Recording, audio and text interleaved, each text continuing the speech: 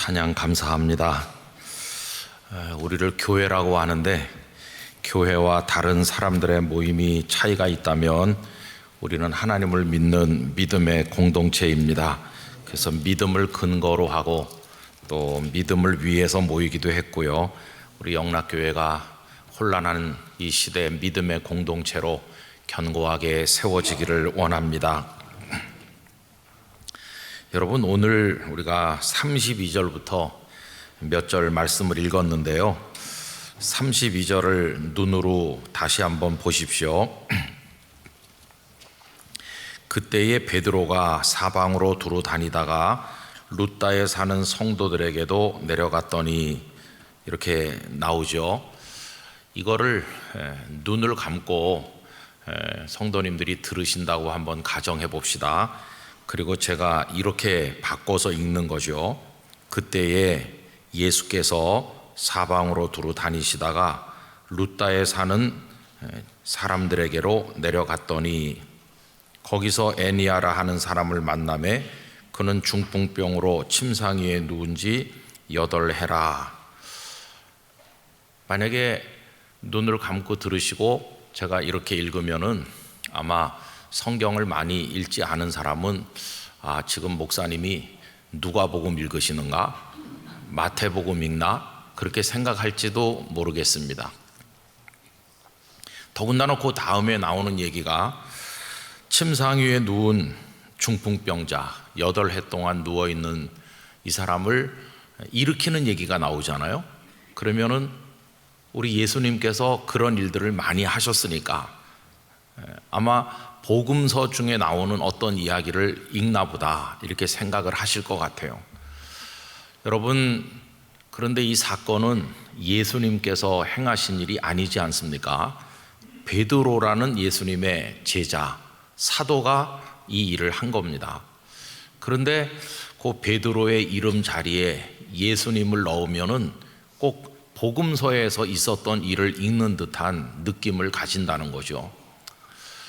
이 말씀을 그렇게 읽으면은 복음서에서 예수님이 행하신 여러 가지 일들이 머릿속에 떠오르게 되는데, 대표적인 예를 하나 들면은 요한복음 5장에 그 베데스다 연못가에 많은 환자들이 모여 있었는데 거기 예수님께서 가셨을 때 38년 된 병자를 만난 일이 있습니다. 그거 생각나시죠? 그때 예수님께서 그 38년 된 병자를 일으키셨거든요. 그 사건이 퍼뜩 머릿속에 떠올라요. 그리고 누가복음 13장에는 18년 동안을 누워있던 사람을 예수님께서 일으키시는 장면이 나오거든요. 그리고 이제 오늘 여기 사도행전 9장에 나오는 룻다의 중풍병자 애니아를 살리는 일이 뭐 같은 맥락으로 똑같은 이야기처럼 들리는 거예요.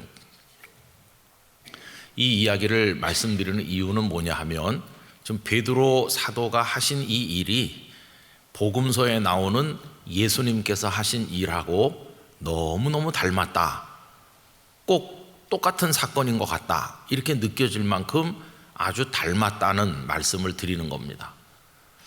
차이점이 있다면 이거죠. 예수님께서는 그 38년 된 병자, 이런 사람 일으킬 때 네 자리를 들고 일어나 가라, 이렇게 바로 명령해서 그를 고치신 거고, 베드로는 어떻게 고칩니까? 베드로는 말이 조금 달라요. 34절 말씀 같이 읽어보실까요? 베드로가 이르되 애니아야, 예수 그리스도께서 너를 낫게 하시니 일어나 네 자리를 정돈하라 한데 곧 일어나니. 같은 게 뭐고 다른 게 뭡니까? 같은 거는 네 자리를 들고 일어나라, 이거는 예수님도 그에게 말씀하셨고 베드로도 지금 그에게 이야기를 하는 거잖아요. 그건 같아요. 그런데 다른 건 뭡니까? 예수님은 그냥 곧바로 말씀하는 거고 베드로는 뭐라고 말하죠? 그렇죠. 예수 그리스도께서 너를 낫게 하신다. 이건 뭘 말해 줍니까? 베드로의 능력으로는 이 사람을 일으킬 수 없어요. 우리 주님은 직접 일으키시지만 베드로는 일으킬 능력이 없으니까 예수님의 권능과 예수님의 이름으로 일으키는 거예요. 이제 그 차이만 있지 나머지는 뭐 다 똑같아요. 판박이처럼. 여러분, 여기서 우리는 대단히 흥미로운 것을 발견하게 되는데, 마태, 마가, 누가, 요한 이 사복음서에 나오는 예수님께서 행하신 그 일이 사도행전으로 넘어오면서 뚝 끊어진, 단절이 된 것이 아니라 이어지고 있다는 사실을 알게 돼요. 그래서 오늘 설교 제목에 거룩한 이음이라고 한 것입니다. 단절이 아니라 이어진다. 그래서 예수님께서 하셨던 그 일이 사도들에게로 그대로 이어지고 있다 하는 것을 이제 말씀을 나누는 겁니다. 이 루다라고 하는 곳은 예루살렘에서 가이사라로 내려가다 보면 이제 그 중간에 있는 지역이죠. 이제 베드로 사도께서 그 루다로 이제 내려갔고, 이제 앞으로 계속 보면 그분이 가이사라로 내려가서 로마의 백부장 고넬료의 집에 말씀을 전하는 얘기도 나오고 이렇게 나옵니다. 근데 어쨌든 이 베드로를 통해서 이루어진 이 애니야를 치유한 사건은 이제 복음서에 예수님이 하셨던 일이 그대로 이어지고 있음을 우리에게 알려주는 거죠. 여러분, 이건 대단히 중요한 의미가 있어요. 그래서 오늘 본문 4절을 읽으면서 단지 애니야라는 중풍병자가 고침을 받았구나 이렇게만 읽고 끝나면 안 되고, 이 사건이 우리에게 보여주는 영적인 의미를 좀 새겨볼 필요가 있다는 것입니다. 복음서에서 예수님께서 하셨던 일이 사도행전에도 이어진다는 것은 그걸 무슨 뜻이냐 하면 오늘 우리에게도 이어지고 있다, 그걸 의미하는 것입니다. 지금 예수님 이 땅에 오셔서 사역을 감당하시고 십자가 부활의 복음을 이루시고 승리하시고 2000여 년 정도의 시간이 흐르고 있는 건데, 그 중간에 모든 게 끊어진 것이 아니라 계속 이어져 내려오고 있다고 하는 것을 우리에게 알려주는 것입니다. 그래서 여러분, 우리는 어떤 아무개의 제자인 것이 아니라 우리와 예수님 사이에 2000년의 시간이 흐르고 있지만, 그 시간을 격하고 있지만 우리는 예수님의 제자인 것입니다. 우린 예수님께 연결된 사람입니다. 그걸 우리가 잊으면 안 되는 거죠. 그래서 예수님 시대에 있었던 게 오늘도 그대로 있는 겁니다. 우선 예수님 시대 복음서에서 보면 뭐가 있었느냐 하면 환난이 있었어요. 환난. 여러분, 예수님이 엄청난 능력을 가지고 계셨지만 날마다 평안하게 계셨던 게 아닙니다. 사두개인들, 바리새인들, 뭐 백성의 장로들, 또 대제사장들, 이런 사람들이 끊임없이 와서 예수님을 붙들고 시비했어요. 예수님 마음을 힘들게 했어요. 근데 그런 현상이 오늘날도 그대로 이어지고 있어요. 여러분, 우리가 예수님을 믿는다고 하면 다른 사람들이 그러세요, 참 신앙생활 하시니까 좋으시겠습니다, 행복하시겠습니다, 그냥 이렇게 좋게 말해주나요? 아닙니다. 내가 예수 믿는 거하고 그 사람이 살아가는 거하고 아무 상관도 없는데, 내가 예수님을 믿든 말든 그 사람이 무슨 상관이에요? 그런데도 나랑 아무 이해관계도 없는 사람이 괜히 나를 미워하고 교회를 핍박하면서 못살게 굴고 그러잖아요. 심지어는 예수님을 믿는 사람들을 죽이는 나라들도 그동안 얼마나 많았고 지금도 얼마나 많습니까? 여러분, 지구촌에 80억이 살고 있고 200개가 넘는 나라가 존재하고 있지만 예수님을 믿는 것 때문에 죽임당하는 곳이 아주 많이 있습니다. 멀리 생각할 것도 없이 여기서 조금만 가면 도착하는 우리 동족이 살고 있는 저 휴전선 북쪽이 그런 거 아니겠어요? 아니, 사람들이 예수님을 믿든 말든 자기가 안 믿으면 저 사람 믿는가 보다, 나는 이렇게 하면 될 텐데, 세상은 안 그래요. 예수님을 계속 와서 시비하고 힘들게 하고 이렇게 했던 사람들이 오늘도 그대로 있는 겁니다. 그래서 예수님께서 그 다락방 만찬을 하시면서 여러 가지 말씀을 남긴 내용이 요한복음 13장, 14장, 15장, 16장 4장에 걸쳐서 나오고 17장은 이제 대제사장의 기도라고 그들을 위한 기도가 나오는데 거기서 분명히 말씀했잖아요. 세상이 나를 미워한 것 같이 너희도 미워할 것이다. 이게 이어지는 거예요. 예수님 때는 미워했지만 예수님 승천하신 다음부터는 우리를 안 미워할 거다. 절대 그렇지 않아요. 그래서 여러분, 우리가 예수님의 제자로서 그리스도인으로 이 땅을 사랑할 때 복음서 말씀을 읽으면서 그때와 지금이 다르다고 생각하면 안 됩니다. 시간은 2000여 년이나 지났고 그 예수님의 활동하셨던 건 저 팔레스틴 땅이고 오늘 우리는 이 한반도에 있지만 전혀 다른 것 같지만 영적 환경은 똑같아요. 예수님을 믿는 것 때문에 괴롭힘 당하고 미움 당하고 바보 취급 당하고 심지어 핍박받고 얻어맞고 감옥에 가고 죽임 당하는 그런 일이 지금도 이어지고 있는 거예요. 그 이음이라고 하는 의미 속에는 그런 것도 있어요. 그 다음에 또 이어지는 것 중에서 결정적으로 중요한 건 뭐냐 하면은 복음이 그대로 이어지고 있다는 거예요. 여러분, 예수님께서 십자가 지셨잖아요. 근데 십자가를 지시고 그걸로 끝난 게 아니라 우리 주님은 부활 승리하셨습니다. 부활은 위대한 승리예요. 누가 이 땅에 부활을 해서 죽음의 권세를 이긴 적이 있습니까? 예수님의 십자가는 우리의 모든 죄를 씻는 능력이 있는 것이죠. 그리고 예수님의 부활은 죽음의 권세를 이기는 완벽한 승리의 선언이잖아요. 그건 예수님께만 있는 게 아닙니다. 예수님께만 있었던 게 아니라 예수님 이후에도 그 십자가와 부활의 능력은 오늘 우리에게 그대로 이어지고 있는 것입니다. 그래서 여러분, 예수님께서 그 골고다 언덕에서 흘리신 보혈이 오늘 우리의 죄를 씻는 능력이 있어요. 그 옛날에 예수님의 보혈이 무슨 영향이 있겠나? 아닙니다. 주의 보혈 능력이 있도다. 주의 피 믿어. 지금도 어떤 죄인이라도 예수님의 보혈은 깨끗이 씻어 정결케 하는 능력이 있습니다. 그대로 이어지는 거예요. 그리고 예수님께서 부활하신 것처럼 우리도 똑같이 부활하게 될 것입니다. 이 부활의 생명력이 그대로 이어지는 것이고, 그래서 예수님께서 승리하신 것처럼 십자가에서 죽으시면서 예수님은 다 이루었다고 승리를 선언하신 것처럼 오늘날도 그리스도인들은 환난 당하고 어려움 당하지만 우린 패배하는 게 아니라 그 고난 속에서 승리의 노래를 부를 수 있는 것입니다. 그대로 이어지는 것이. 그럼 그게 오늘 우리 시대까지만 이어집니까? 아니죠. 우리의 사랑하는 아들, 딸, 손자, 손녀가 살아가게 될 미래에도 환난은 계속 이어질 것이고, 그러나 우리가 믿는 복음이 능력이 있는 것처럼 우리 후손들에게도 복음은 똑같이 생명의 복음으로 그들을 구원하게 될 것입니다.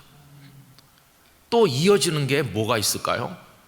하나님의 성령께서 역사하는 게 똑같이 이어집니다. 여러분, 예수님의 그 복음서 사역을 가만히 읽어보면 성령님과 함께 하셨거든요. 예수님 세례 요한에게 세례를 받고 물에서 올라오실 때 성령이 비둘기같이 임하셨고, 이는 내 사랑하는 아들이니 너희는 그의 말을 들으라, 이렇게 했잖아요.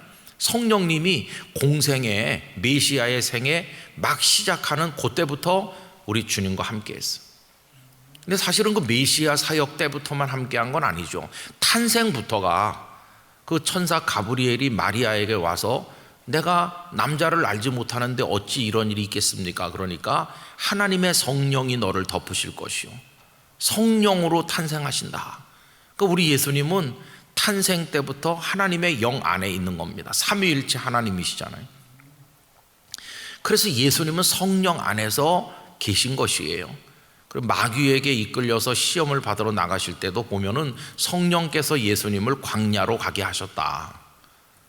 그리고 성령 안에서 마귀를 물리치시고, 그리고 귀신 들린 자를 쫓아냈을 때 바리새인들이 와서 비방했죠. 그때 예수님께서 마태복음 12장 28절을 보면 내가 하나님의 성령을 힘입어 귀신을 쫓아내는 것이면 하나님의 나라가 이미 너희에게 임하였느니라. 하나님의 성령을 힘입어 귀신을 쫓아낸다. 예수님 부활하셨잖아요. 그런데 로마서 말씀에 보면 예수님을 죽은 자 가운데서 다시 살게 하신 하나님의 영이 너희 안에 있으면 너희 죽을 몸도 살리시리라. 부활할 때 하나님의 생명의 영이신 성령께서 우리 예수님 속에 역사하신 것이, 그러니까 복음서의 예수님의 사역에도 성령님의 강력한 역사가 함께 했던 것인데, 그럼 예수님이 승천하심으로써 성령의 역사가 단절됐는가? 아닙니다. 사도행전에 넘어오니까 그 성령님께서 다락방에 능력으로 임하셨잖아요. 불같이 바람같이 임하시고 연약했던 사도들 속에 역사하셨잖아요. 그래서 베드로, 야고보, 요한 할 것 없이 다 성령의 사람이 되니까 놀라운 역사를 이룬 거 아닙니까? 그런데 그 성령님의 역사가 예수님에게서 사도들에게로 이어지고, 오늘 여기 애니야가 일어난 것도 베드로의 능력으로 일으킨 것이 아니라 예수 그리스도께서 너를 살리신다고 할 때 그 속에 성령의 역사가 있는 거죠. 그래서 우리 사도행전을 사도들이 행한 이야기를 기록했다고 하지만은 또 다른 별칭으로 사도행전을 뭐라고 부릅니까? 성령행전이라고 부릅니다. 이게 이어지는 것입니다.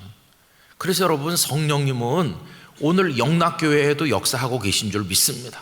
성령님은 그대로 역사하시고 계시는 것이죠. 또 그때와 지금이 다를 바 없이 이어지는 게 뭐냐 하면 말씀입니다. 말씀. 예수님은 이 땅에 오셔서 많은 사람들에게 말씀을 가르치셨습니다.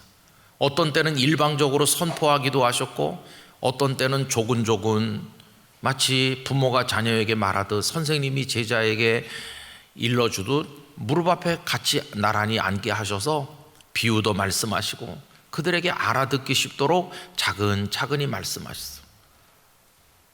누가복음 10장에 마리아와 마르다 이야기가 나오는데, 예수님께서 말씀하실 때 마르다가 예수님 무릎 앞에 앉아가지고 그 말씀을 경청하는 모습이 상상되잖아요. 근데 마르다는 바깥에서 일을 하고 있었고요. 그때 그 마리아가 주님의 말씀을 들으면서 얼마나 행복해 보이는지, 또 예수님께서 어떤 곳에서 말씀을 이렇게 가르치셨는데 예수님의 말씀을 듣던 한 여인이 예수님의 말씀을 듣고 너무너무 행복해가지고 당신에게 젖을 물린 그 여인이 복이 있다고, 누군지 모르지만 당신 같은 아드님을 낳은 그 여인은 정말 복 있는 여인입니다, 이렇게 감탄했거든요. 우리 예수님 많은 말씀을 가르쳤어요. 그 말씀을 찔러 쪼개는 능력이 있어서 제사장, 바리새인 이런 사람들의 양심을 찌르는 능력이 있었고, 그 말씀이 니고데모 같은 사람, 대단한 랍비고 명성이 있는 사내들인 공회원이었는데 그런 사람도 밤에 와서 예수님에게 영생의 비밀을 배운 거 아닙니까? 물과 성령으로 거듭나지 아니하면 하나님의 나라를 볼 수 없다.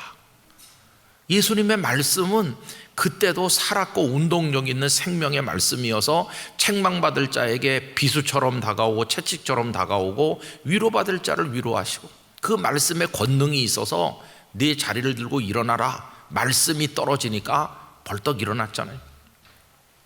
그 말씀은 태초에는 빛이 있으라 하니까 빛이 있는 창조의 능력이 있는 말씀이기도 했잖아요. 근데 그게 예수님 승천하시고 나서 단절됐나? 아닙니다.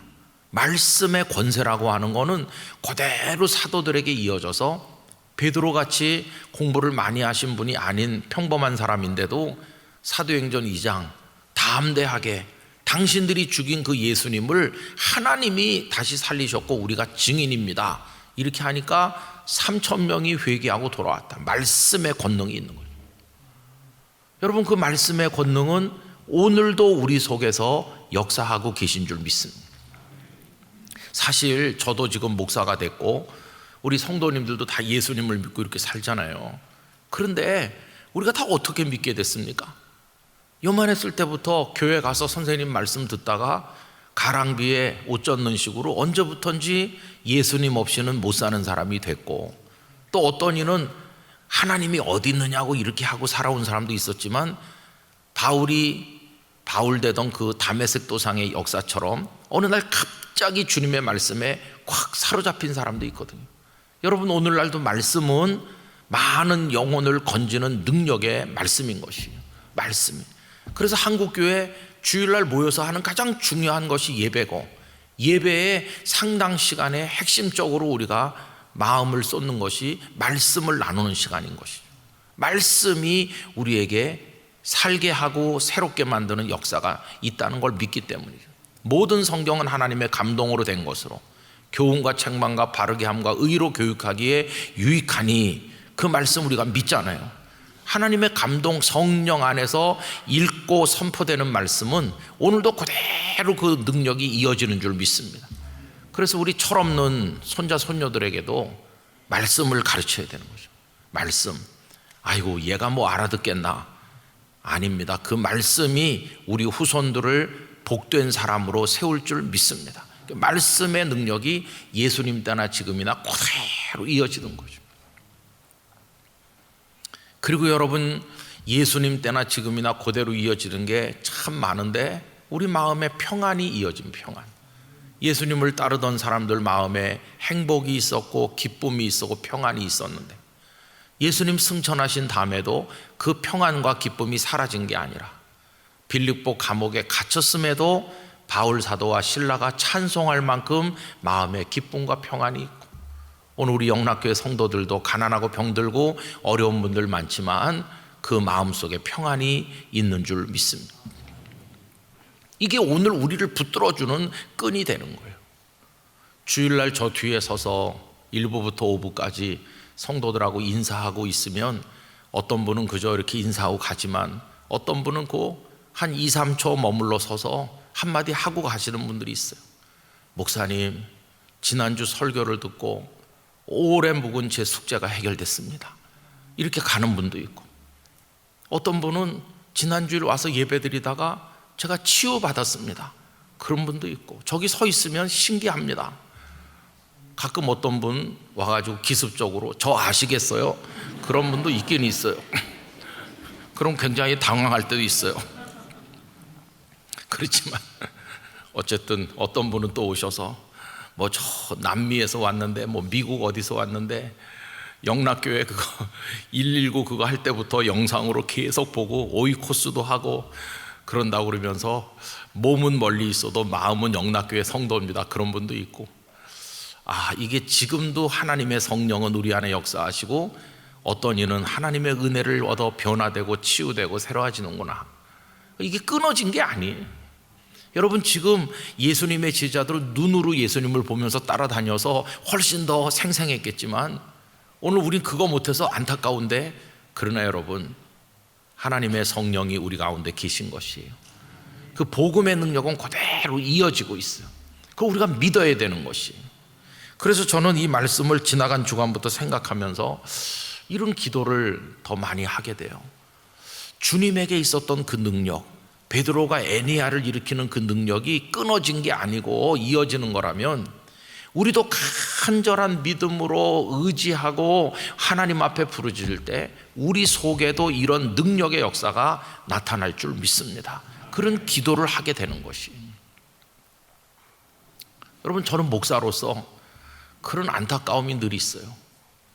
우리 교회도 연약한 분도 많고 삶이 무너진 분들도 많은데 하나님께서 우리에게 그런 능력을 주시면 얼마나 좋을까. 구역장님이 기도했더니 어떤 어려운 가정이 힘을 얻었고 해결됐다. 이런 역사가 있으면 얼마나 좋을까. 여러분, 우리가 그 믿어야 됩니다. 사모해야 됩니다. 성령께서 주님 안에 계셨고 제자들 안에 계신 것처럼 우리 속에 오늘 역사해 주시기를 우리가 기대하고 믿고 사모해야 되는 것이. 그러면서 우리는 중간에 끼인 불순물을 제거해야 됩니다. 여러분, 그 19세기에 신학자들이 소위 역사적 예수님의 탐구라는 걸 했어요. 이거는 조금 이제 복잡한 문제가 많이 있지만 아주 단순화시켜서 말씀드리면 이런 겁니다. 이제 19세기에 그 신학자들이나 또 그 성도들이 가만히 생각해 보니까 우리가 지금 믿는 예수님이 그 원래 예수님하고 맞는 건가? 원래 예수님은 이런 분인데 지금 우리가 믿는 예수님은 이렇게 된 건가? 이런 의심을 하는 사람들이 나타났어요. 왜 그러냐 하면은 그 철학자 헤겔이라는 사람이 변증법 그런 걸 얘기했는데, 그래가지고 시간이 쭉 흐르고 역사가 흘러가다 보면은 정반합 이런 게 일어난다고 그러잖아요. 그러면은 계속 이렇게 변화가 일어나면서 뭔가가 자꾸 거기 덧붙여지고 달라지는 건데, 아주 쉬운 예는 눈사람 만드는 겁니다. 맨 처음에 속에 눈사람 만들기 위해서 뭐 돌멩이를 가지고 하든 뭘 가지고 하든 요만한 게 있었어요. 그걸 가지고 이렇게 꼭꼭 해서 눈 위로 굴렸더니 그게 이만하게 됐어요. 한참을 해가지고 이만해졌어요. 꼭 그거와 비슷한 거죠. 원래 갈릴리 바닷가를 거니시고 예루살렘 길거리를 다니시면서 제자들에게 말씀하시고 바리새인들을 꾸지람 하시고 하시던 그 예수님이 계셨는데, 그 예수님이 1900여 년 동안 시간이 흐르는 동안에 마치 눈사람 점점 커지는 것처럼 거기 뭐가 많이 붙었다는 거예요. 원래 예수님의 모습에다가 사람들이 붙인 게 뭐 많다는 거예요. 그래서 19세기에 왔을 때 기독교라고 했을 때 거기 보이는 예수님은 그 갈릴리 호반을 거닐던 예수님하고는 너무 이상하게 달라진 예수님이라는 거예요. 그래서 그 역사적 예수님을 탐구한다던 그 신학자들은 그 달라붙은 거 1900년 동안에 달라붙은 건 다 떼내야 된다. 다 벗겨내서 그건 버리고 원래 그 맨 속에 계신 그 예수님을 만나야 된다. 이런 동기를 가졌어요. 그게 뭐 신학 학파에 따라서 여러 가지 이제 편차를 보이고 있지만 그들의 동기는 그거였던 거예요. 오리지널 예수님을 만나고 싶다. 그 2000년 전 그 예수님을 만나고 싶다. 여러분, 아닌 게 아니라 그동안 기독교 역사가 이어져 내려가면서 뭐 이런저런 신학자들이 예수님에 대해다가 설명하다 보니까 본래 예수님과는 조금 다른 걸 많이 붙였을지도 모르죠. 그래서 우리는 예수님의 본래 모습을 그리워하고 그 예수님을 만나고 싶은 마음이 있는 거예요. 우리도 그런 마음이 있잖아요. 그래서 여러분, 예수님으로부터 우리에게 이게 끊어지지 않고 쭉 이어져 내려온다고 할 때 우리 뭘 사모해야 되느냐 하면은 우리 바로 앞에 있는 그걸 사모하는 게 아니라 주님을 사모해야 되는 것이 주님. 여러분, 예를 들어서 어린 나에게 큰 감동을 준 어떤 교회학교 선생님이나 내게 정말 잊지 못할 은혜를 끼쳐준 목사님이 있다고 해봅시다. 근데 우리가 그분을 믿는 건 아니잖아요, 그죠? 아무리 어떤 목사님이 존경을 받으시고 나에게 큰 감동을 줬다고 그래도 우리는 그 목사님을 믿는 게 아니라 주님을 믿는 거죠. 그러니까 그 가운데 주님과 우리 사이에 끼어 있는 그게 사람이든 사상이든 그게 뭐든지 간에 다 옆으로 밀어놔야 되고, 우리가 바라봐야 될 궁극의 존재는 우리 주님이시죠. 우리 주님. 그래, 주님과 우리가 중간에 많은 고리와 연결돼 가지고 많은 사람들이 고리처럼 연결돼서 맨 끝에 우리가 매달려 있는 게 아니라 주님을 직접 바라볼 수 있는 그런 사모함이 있어야 되는 거예요. 그래서 여러분, 우리가 주님의 여러 가지 것에 대해서 알길 원하신다면 저는 우리가 신앙 서적도 많이 읽어야 된다고 생각하지만 성경을 직접 읽으시기를 권하는 것입니다. 성경을. 잘 쓴 신앙 서적이 있을 수 있어요. 그러나 그 신앙 서적은 어떤 분이 성경을 읽고 받은 은혜를 썼거나 또 그분이 다른 사람이 쓴 신앙 서적을 읽고 받은 걸 또 썼거나 몇 단계 넘어가는 거예요. 그러나 적어도 복음서에 나타난 예수님은 가장 중간 단계가 없는 가장 오리지널 예수님의 모습을 적나라하게 바로 보여주는 게 이 복음서 말씀이죠. 그래서 우리가 66권을 다 골고루 읽어야 되지만은 특별히 여러분 마태복음부터 요한복음까지 우리 예수님을 보여주는 그거, 이 복음서를 읽고 또 읽고 또 읽어서 매일같이 우리 주님을 만나시길 바랍니다. 매일같이 주님을 만나. 그 주님 안에 계신 놀라운 거룩함과 능력과 우리를 향한 사랑과 성령님 안에서 행하신 모든 것과 그 부활 생명의 복음, 이게 사도들을 통해서 우리에게 이어지는데 우린 주님께 연결되어 있다. 그러니까 영락교회는 교단에도 속해 있고 뭐 여러 가지 걸려 있지만 그 모든 걸 빼놓고 원초적으로 얘기하면 영락교회는 주님께 속해 있습니다. 주님. 그 끈이 약해지면 절대로 안 되는 거죠. 절대로 안 되는 거죠. 제가 그래서 우리 후배 목사님들한테 이런 얘기를 종종 했어요. 이제 젊은 목사님들이 가끔 목사님 목회를 어떻게 시작하면 잘할 수 있냐 그렇게 물어봐요. 그러면서 뭐 어떤 목회자에게 가서 배우고 어떤 세미나를 하고 뭐 그런 걸 자꾸 생각하는 것 같아요. 그래서 저는 이렇게 대답해 줍니다. 주님께 가야 된다. 주님께 직접 배우는 마음을 가져야 된다. 주님. 제가 종종 말씀드리는 그 이중표 목사님이 신대원에 신학교에 처음 들어갔는데, 그래서 있으니까 어느 날 기도하는데 하나님께서 이렇게 마음에 감동을 주시더래요. 너 왜 신학교 왔냐? 목사 되려고 왔습니다. 그럼 목사가 뭐 하는 거냐? 예, 하나님을 잘 믿으라고 가르치고 전하는 겁니다. 그러면 네가 나를 전한다고 그러는데 나에 대해서 너 누구한테 배우냐? 예, 교수님들한테 배웁니다. 그랬더니 그분의 말씀이 재밌어요. 그 다음에 든 감동이 뭐냐 하면 그것들이 날 뭐 어떻게 알겠니? 이러더래요. 그것들 나 잘 몰라. 그런 감동이 왔다는 거예요. 그러니까 교수님들이지만은 신학도 배웠고 했지만 교수님들이 하나님 잘 모른다고 하시더라는 거예요. 이게 무슨 소린가 그랬더니 책이나 읽었지 나 잘 모른다. 너는 교수들한테 배우지 말아라. 누구한테 하나님을 배웁니까? 이 목사님 말씀이 너 나한테 직접 배워라 그러시더라는 거예요. 그 목사님이 표현을 이제 그렇게 하신 건데 전 그 얘기를 여러 번 들었어요. 제가 그 목사님의 그 한신 목회자 세미나회를 30대 후반부터 다녔는데 그 얘기를 여러 번 들었어요. 제가 한 제법 오래 다녔습니다. 그 한신 목회자 세미나를 그 목사님이 살아계신 동안에 계속 다녔으니까. 근데 그 얘기가 저한테 많은 감동을 줬습니다. 누구한테 배우지 말고 나한테 직접 배워라. 하긴 하나님을 전하고 하나님을 믿는 거에 있어서 하나님께 직접 배우는 것보다 훨씬 더 뛰어난 다른 방법은 없는 거죠. 하나님이 직접. 마치 뭐와 같으냐 하면은 옛날에 그 무슨 단과반 학원 다닐 때 종합영어 그런 책 많이 있었잖아요. 수학, 정석 이런 거 여러분들도 배우셨죠 옛날에. 그때 보면은 저자직강 그런 게 있어요. 저자직강.